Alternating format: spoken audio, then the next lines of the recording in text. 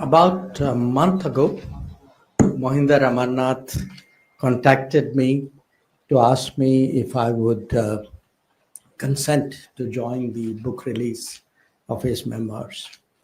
I'm not entirely sure why. But obviously, I agreed immediately. And I must tell you why. One, of course, I say this at the risk of embarrassing him, but he was really the legend of our times. He was not just a legend of our times, but honestly, I couldn't have imagined that one day I'd be sharing a stage with him. And you have to understand this, okay? He started his test debut in 1969. I was in school at that time. And in fact, the team that he played against, I happened to see the match in Delhi, which we happened to win at that time. But from 69, again, when any of us think about Indian cricket, I think nobody has any doubt that 1983 was the inflection point.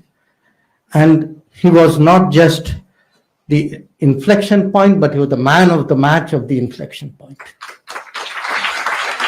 Now, there are some younger people in the room who may not really understand how big 83 was. Okay. So recently I was at the Hindustan Times 100th anniversary celebration. And they had, in 100 years, some big, the big moments of India. So I took this picture of the big moment of India. Some of you are sitting far. It says the cup is ours. There is Kapil Dev, your picture, understandably. There's Mohinder Amarnath, and there is Madan Lal. Now, this was how big it was. And, countries have won the World Cup, not just us. Pakistan won it at one point. Sri Lanka won it at one point. But nowhere else was it as big an inflection point as it was in the history of cricket, because if you look at India's role in world cricket after 1983, it fundamentally changed. There was a second reason why I so quickly said yes, which was, even though at that time I had not read your book, but as someone, just a few years younger than you, interested in cricket, a general sense of the sport, there was always a feeling that you got a bit of a raw deal. And, all of us know this. I mean, imagine a person who takes the wicket of Keith Stackpole and Ian Chappell in the first test and doesn't play for 6 years after that. So I asked myself, I was curious, why, how, what happened? And I said, okay, if he is inviting me for the book release, that means I have to read the book, which means I probably will figure out what actually happened. So I must say, it was a very good read. I thank both of you. And I got to know very much more after reading the book. And I think comeback king is if anything, an understated word for you.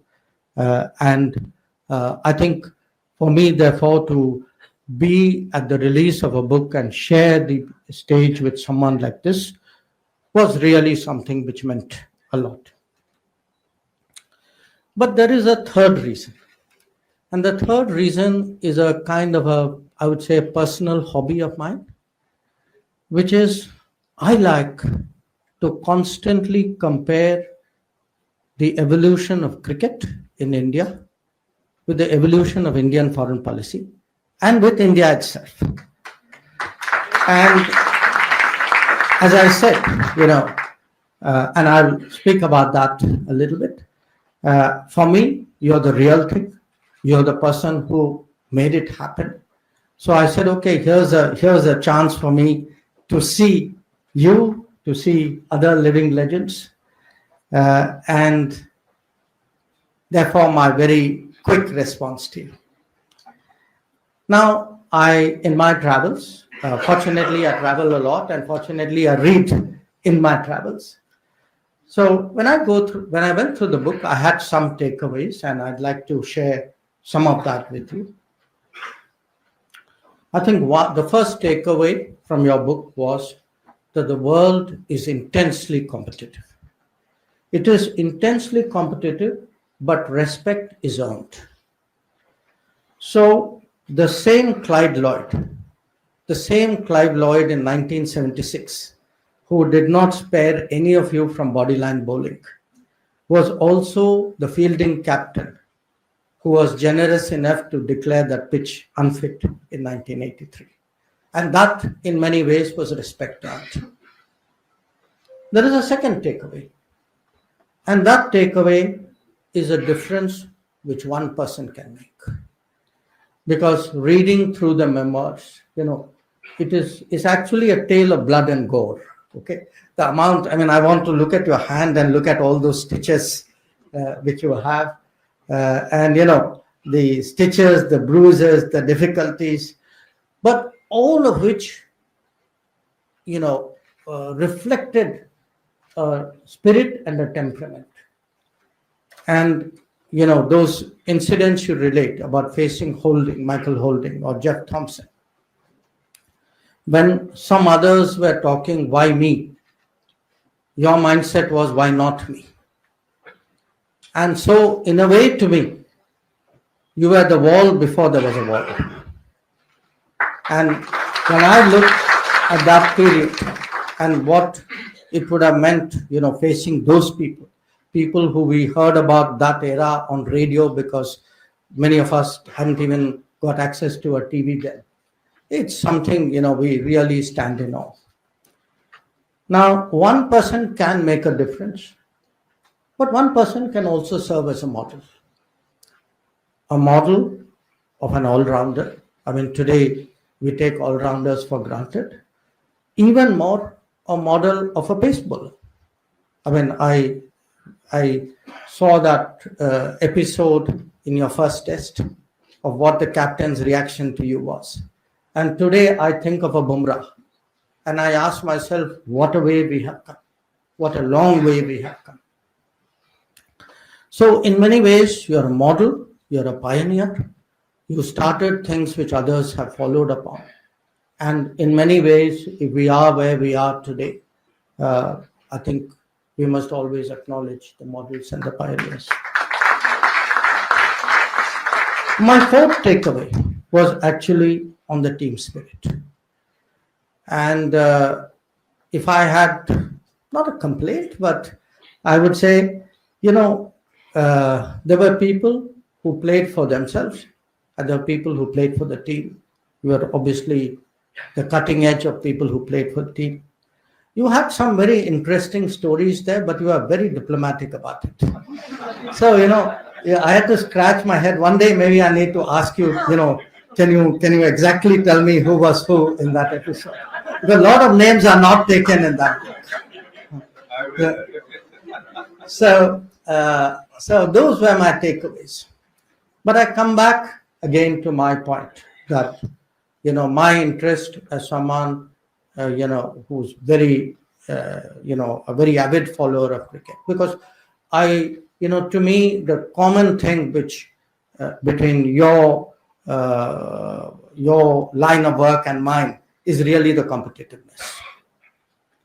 And often people, when they think of foreign policy, I get this question saying, it must be like a chess game, grand stratagem, you make moves. It's actually not like chess at all. It's far more like cricket. And it is like cricket because, first of all, there are many players. Two, the playing conditions keep varying. Playing at home and playing abroad are very different. You are at the umpire's whims at times. I won't even talk about the cricketing board. There are many formats. And at the end of the day, a lot of it is about psychology.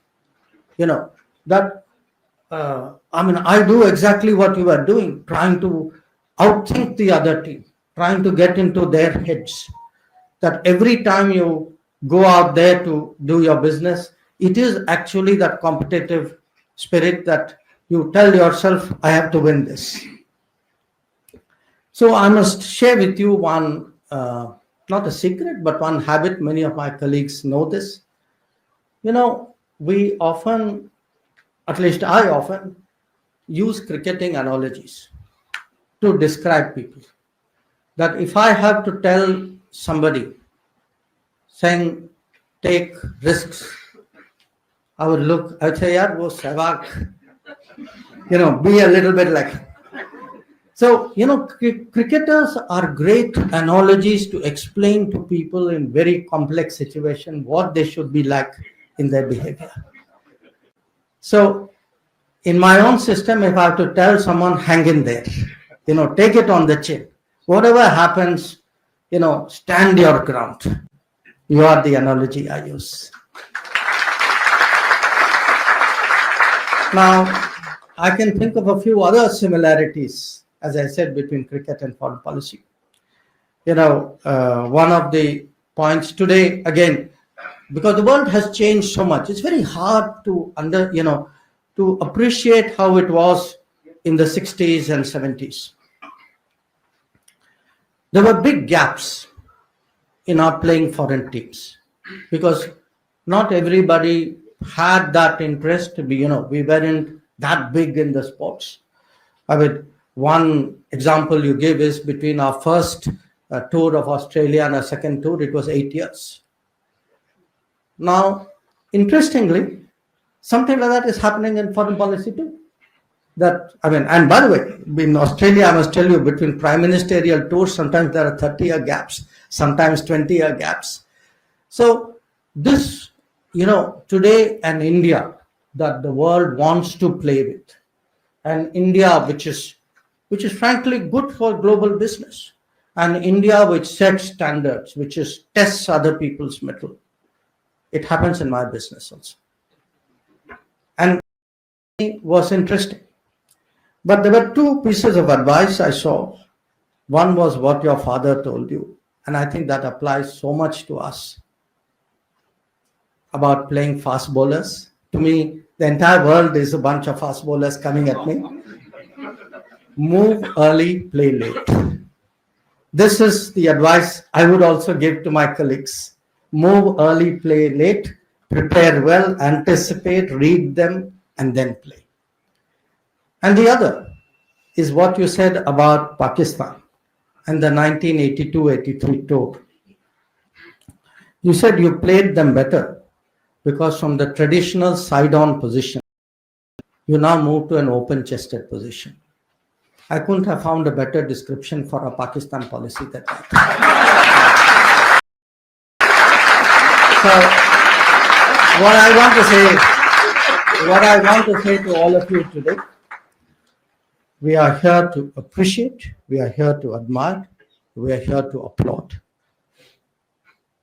You are a person, I think, really true grit, stout heart, a strong rib cage, never say die, absolutely reliable, selfless. In many ways, a future generational model, not just in cricket.